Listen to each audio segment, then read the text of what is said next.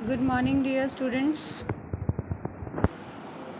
Today we are starting our new chapter, that is friction. बेटा सबसे पहले हम मीनिंग समझेंगे फ्रिक्शन क्या होता है. Friction means the opposing force of motion. कोई भी चलती हुई चीज़ है उसको रोकने वाला जो फोर्स लगता है उस बॉडी पे, that is called as friction. उसे हम फ्रिक्शन कहते हैं. So let's start reading the chapter. It is a matter of common experience that when we roll a ball along the ground. ये हम एक्सपीरियंस से अपने देखते हैं कि जब एक बॉल को आप रोल करते हैं ग्राउंड के ऊपर, the ball does not continue to keep on moving for a long. Ball जो है वो ज़्यादा टाइम तक जो है वो मूव नहीं करती. कुछ टाइम के बाद बॉल अपने आप क्या हो जाती है, रुक जाती है. इट स्लोज डाउन, ये धीरे हो जाती है. And finally comes to rest, और ये रेस्ट पर आ जाती है. Now consider this situation. We are riding a cycle. आप एक और सिचुएशन को कंसिडर कर सकते हैं. जब आप एक साइकिल को राइड कर रहे हैं and after attaining a good speed, जब आप बहुत ज़्यादा स्पीड उस पर अटेन कर लेते हैं, वी स्टॉप पैडलिंग. हम पैडल करना बंद कर देते हैं.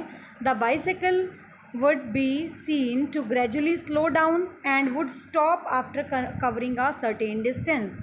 सो साइकिल जो चल रही होती है वो धीरे धीरे कम हो जाती है उसकी speed and would stop after covering a certain distance. कुछ देर कवर करने के बाद वो क्या करती है, अल्टीमेटली रुक जाती है. To make it move with a constant speed even along a straight line road, we have to keep on pedalling. जब भी कभी हम कॉन्स्टेंट स्पीड से चल रहे हैं, क्लियर, और एक स्ट्रेट रोड के ऊपर भी चल रहे हैं, फिर भी हमें पैडलिंग करनी पड़ती है. अगर हम पैडलिंग नहीं करेंगे तो हमारी साइकिल क्या हो जाती है, अपने आप से स्टॉप हो जाती है.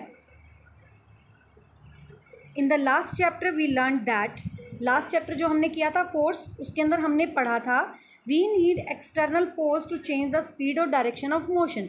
जब हमें किसी चलती हुई चीज़ की मोशन की डायरेक्शन को चेंज करना है या स्पीड को चेंज करना है तो हमें क्या अप्लाई करना पड़ता है, एक्सटर्नल फोर्स, यानी बाहर से हमें उसको फोर्स देना पड़ेगा. Clear. So of an object that may be initially at rest और इन मोशन. कोई भी ऑब्जेक्ट है, अगर उसे रेस्ट से मूव कराना है तो भी हमें फोर्स लगाना पड़ता है, और अगर वो चल रहा है उसकी स्पीड को या डायरेक्शन को हमें चेंज करना है तो भी हमें क्या लगाना पड़ता है, फोर्स लगाना पड़ता है.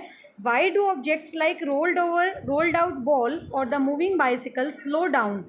फिर ऐसा क्यों होता है, जो हमारी बाइसिकल चल रही है या कोई भी बॉल हमने जो रोल की है, थोड़ी देर के बाद वो स्लो डाउन हो जाती है and finally come to rest, और वापस वो रेस्ट पे आ जाती है, जबकि उसके ऊपर कोई फोर्स, हम देखते हैं कि हम तो कोई फोर्स नहीं लगा रहे, ठीक है, क्लियर. लेकिन कौन सा ऐसा फोर्स है जो उनके ऊपर लग रहा है. Why does the object keep on moving with a constant speed along a straight path. अगर स्ट्रेट पाथ के ऊपर कोई चीज़ चल रही है तो कॉन्स्टेंट स्पीड से अगर चल रही है तो वो सेम स्पीड में कैसे रहती है after the removal of applied force. जब आप फोर्स उस पर नहीं लगाते तो वो सेम स्पीड से कैसे चलती है, ठीक है. क्या रीजंस हैं हम इस चैप्टर के अंदर पढ़ेंगे. In terms of our ideas about the effect of force we can now realize that there must be a force between the rolling of ball and the ground. तो in terms of our idea, हम हमारे idea के according about the effects of force, we can now realize, इस चीज़ से हम ये realize कर सकते हैं, there must be a force, एक फोर्स जो है वो होना ज़रूरी है बिटवीन द रोलिंग बॉल, जो रोलिंग बॉल के बीच में और ग्राउंड के बीच में लगे. We call this force as force of friction. इस फोर्स को हम क्या बोलते हैं, फोर्स ऑफ फ्रिक्शन. यानी जो मूविंग ऑब्जेक्ट है, मूविंग ऑब्जेक्ट के स्टॉप करने के लिए जो फोर्स उसके ऊपर लगता है, अपोजिंग फोर्स, जिसकी वजह से वो स्टॉप हो जाती है, that is called as force of friction. This force opposes any relative motion between two objects that are in contact with each other. इस फोर्स की वजह से ये फोर्स क्या करता है, ये फोर्स अपोज करता है, यानी फ्रिक्शन क्या करता है, अपोज करता है किसी बॉडी के मोशन को बिटवीन द टू ऑब्जेक्ट. जो दो ऑब्जेक्ट्स जब आपस में कांटेक्ट में हैं और मूव कर रहे हैं, या एक मूव कर रहा है दूसरे के कांटेक्ट में, तो अपोजिंग फोर्स उसको रोक देता है, यानी फ्रिक्शन क्या करता है, उसको स्टॉप कर देता है. And it is due to the friction between the ground and the surface of ball of the bicycle that the rolling ball moving bicycle क्या होती है, that stops after a certain interval. कुछ interval के बाद जो है आपकी जो स्टॉप हो जाती है बॉल, ठीक है. तो ये क्वेश्चन यहाँ पे आता है, why does a ball or moving ball or a bicycle stops after, bicycle stop क्यों हो जाती है अपने आप से, या आप एक बॉल को रोल करते हैं तो वो स्टॉप क्यों हो जाती है, इसके पीछे क्या रीज़न है। आफ्टर मूविंग सर्टेन डिस्टेंस, कुछ डिस्टेंस तक जाके वो स्टॉप हो जाती है, क्या रीज़न है उसके पीछे।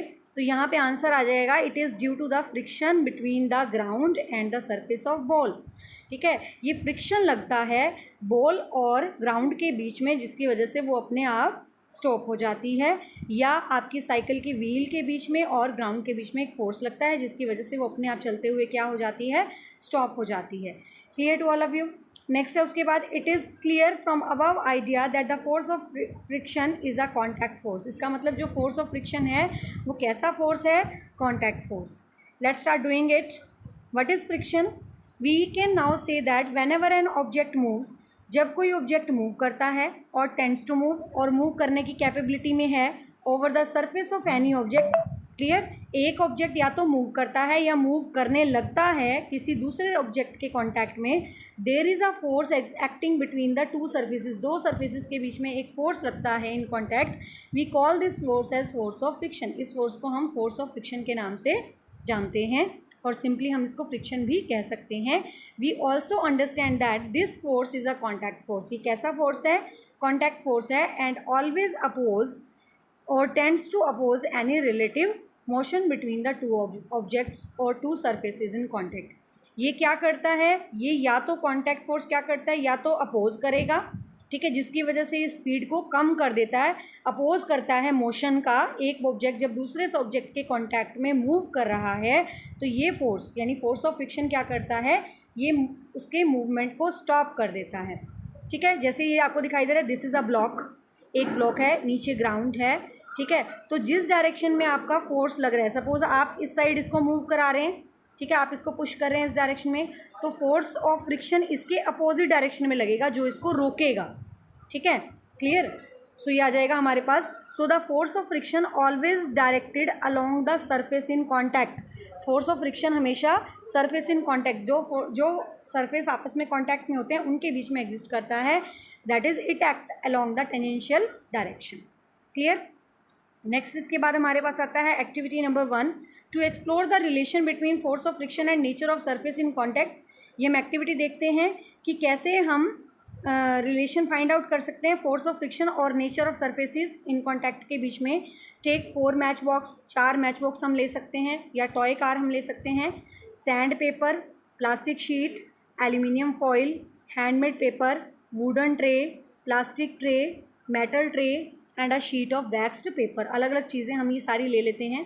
Cover the first match box, एक मैच बॉक्स को आप सैंड पेपर से कवर करेंगे, दूसरी को आप प्लास्टिक शीट से कवर करेंगे, तीसरी को आप एल्यूमिनियम फॉइल से करेंगे कवर, और फोर्थ को आप हैंडमेड पेपर से कवर करेंगे।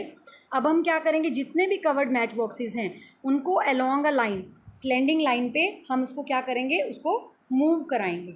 ठीक है, हम ऊपर से नीचे की तरफ स्लाइड करके छोड़ देंगे, जैसे आपका स्लाइड आप लेते हैं ना झूला, ऐसे ही हम उसको छोड़ देंगे। ठीक है, और टाइम नोट करेंगे कितने टाइम में कौन सा आता है हमारे पास नीचे। ठीक है, gradually lift upward and tilt that each of the wooden tray towards which the match boxes have been kept. जहाँ मैच बॉक्स को आपने रखा है वहाँ से आप उसको मूव कराएंगे। Observe the order in which the match box start moving, किस ऑर्डर में मैच बॉक्स जो है वो मूव करती हैं। Also observe the order in which they slide, जो आपकी ये जो ट्रे दे रखी है, इस ट्रे में आप देख सकते हैं कि अलग अलग आपने पेपर से उसको रैप किया हुआ है, तो कौन सी इसके स्लाइड के ऊपर कौन सी जल्दी से नीचे की तरफ मूव करेगी, और उस टाइम को आप नोट कर सकते हैं, कौन सी जल्दी मूव करती है, कौन सी लेट मूव करती है। Next, cover the wooden tray with a sheet of wax paper. अब हमने क्या किया, कवर कर दिया दूसरे डायग्राम में कि वैक्स पेपर के साथ, ये नॉर्मल ट्रे थी, इसके ऊपर वैक्स पेपर कवर कर दिया। रिपीट द अबव स्टेप, इस स्टेप को हम दोबारा से रिपीट करेंगे। क्या कुछ चेंज हमें दिखाई देता है। ठीक है, replace the wooden tray first with the plastic tray. पहले वुडन ट्रे आपने ली, पहले उसको आपने क्या करा था, कवर कर दिया था, फिर आपने प्लास्टिक ट्रे ली, फिर मेटालिक ट्रे ली, और बार बार ये एक्टिविटी आप करके देखेंगे तो किस में ज़्यादा आसानी से मूव कर रही हैं आपकी मैच बॉक्स। ठीक है, तो जो ज़्यादा प्लेन सरफेस है उसमें वो ज़्यादा मूव करेंगी। ठीक है, क्लियर। तो इस एक्टिविटी में हम क्या देखेंगे, यानी जो आपका एल्यूमिनियम शीट वाला है प्लास्टिक शीट वाला है ये जल्दी मूव करेंगे, और जो सैंड पेपर से कवर्ड है वो थोड़ा धीरे मूव करेगा, और जो आपका हैंडमेड पेपर से कवर्ड है वो आपका मिडल में मूव करेगा। क्लियर। और बाकी आप इन शीट्स के सरफेस के अकॉर्डिंग, जो प्लेन सरफेस है उसके ऊपर चीज़ें जल्दी मूव करती हैं। जैसे आप देखते हो अगर फर्श बिल्कुल प्लेन है तो आपका पैर जल्दी से स्लिप हो जाता है, ठीक है। और अगर प्लेन सरफेस नहीं है, थोड़ा रफ सरफेस है, तो वहाँ पे आपका पैर स्लिप नहीं होता, ठीक है। अब हमने देखा फ्रिक्शन हुआ, तो what is the cause of friction, friction का रीज़न क्या है देखेंगे। The activity 1 shows that the force of friction depends upon the nature of two surfaces in contact. हमने देखा कि फोर्स ऑफ फ्रिक्शन क्यों एग्जिस्ट करता है, एक सरफेस और दूसरा सरफेस, दो सरफेस जब आपस में कॉन्टैक्ट में आते हैं तो उनके बीच में एक फोर्स लगता है, उसको हम फोर्स ऑफ फ्रिक्शन कहते हैं। More the roughness of two surfaces, जितना ज़्यादा रफनेस होगी दो सरफेस के बीच में, the more is the force of friction between them, उनके बीच में उतना ही ज़्यादा फोर्स ऑफ फ्रिक्शन एग्जिस्ट करेगा। We can therefore associate friction with the roughness of the surface in contact, ठीक है। और इसको हम फ्रिक्शन को कनेक्ट कर सकते हैं with the roughness of the surfaces in contact. Contact में जो सरफेसेस हैं उनकी रफनेस से, जितना ज़्यादा रफ सरफेस है उतना ज़्यादा कॉन्टैक्ट में आएगा। All the surfaces have some roughness on them, सभी सरफेस चाहे वो प्लेन दिखते हैं लेकिन उनमें थोड़ी बहुत रफनेस होती है। Even a surface which appear to be very smooth, जो सरफेस हमें स्मूथ दिखाई देता है उसके अंदर भी रफनेस होती है। रफनेस मतलब उबड़ खाबड़ जगह हम जिसको बोल सकते हैं, जैसे ये आपको दिखा रखी है, ये रफनेस है, ऊपर नीचे आपको दिख रहा है ना ये, ठीक है, this is a roughness. So large number of minute irregularities, bumps और डिप्रेशन, बम्प यानी उभरा हुआ पार्ट और डिप्रेशन मतलब नीचे वाला पार्ट, ठीक है। तो बम्प उभरा हुआ पार्ट और नीचे वाला, नीचे धस वो, ठीक है, ये नीचे धसा हुआ है, ये उभरा हुआ पार्ट है। तो अलग अलग पार्ट्स जो हैं वो आपको दिखाई देते हैं, और जब हम इनको माइक्रोस्कोप के नीचे देखते हैं तो हमें कुछ ऐसा सरफेस दिखाई देता है। The view of an apparently smooth looking surface through a powerful microscope invariably show it is to be uneven having up and down, इसके ऊपर हमें अप और डाउन दिखाई देते हैं। We can now have a simple understanding explanation of cause of friction. यहाँ पे हम कॉज ऑफ फ्रिक्शन को फटाफट से फाइंड आउट करते हैं, बड़ा सिंपल तरीके से करते हैं। जैसे व्हेन वी कैन नाउ, इसके अंदर हम कर सकते हैं व्हेन टू सरफेसेस, इसको हम मार्क करेंगे, अंडरलाइन करेंगे, when two surfaces are put in contact the irregularities of one surface get somewhat interlocked with the irregularity of other।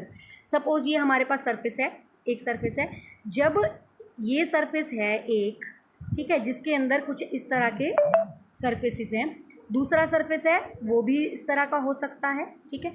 तो कई बार ये आपस में एक दूसरे में इंटरलॉक हो जाते हैं, ठीक है। जब when two surface come in direct contact with each other their irregularities get interlocked, इनकी इरेगुलरिटी क्या होती है, आपस में इंटरलॉक हो जाती हैं। And this may be regarded somewhat similar to interlocking of the teeth of your jaws, जैसे आपके दांत हैं ऊपर नीचे आपस में इंटरलॉक हो जाते हैं, ठीक है। और जब हमें इन इंटरलॉकिंग्स को छुड़वाना है तो हमें क्या अप्लाई करना पड़ता है, we have to apply a force to unlock this interlocking. इस इंटरलॉकिंग को सेपरेट करने के लिए हमें क्या करना पड़ता है, हमें फोर्स अप्लाई करना पड़ता है, ठीक है, thereby to enable them to move with respect to each other, ताकि वो एक दूसरे के ऊपर मूव कर सके। Clear. So it is this interlocking of irregularity, यही रीज़न है, इस इंटरलॉकिंग की वजह से ही क्या होता है, that is the basic cause of opposition to any relative motion. किसी रिलेटिव मोशन के बीच में अपोजिंग फोर्स एग्जिस्ट करता है जिसको हम फ्रिक्शन का नाम देते हैं। Clear. So it is the opposition that we observe as the force of friction. तो आज के लिए हम इतना ही करेंगे, नेक्स्ट टाइम करेंगे नेक्स्ट लेक्चर में। Take care, have a nice day.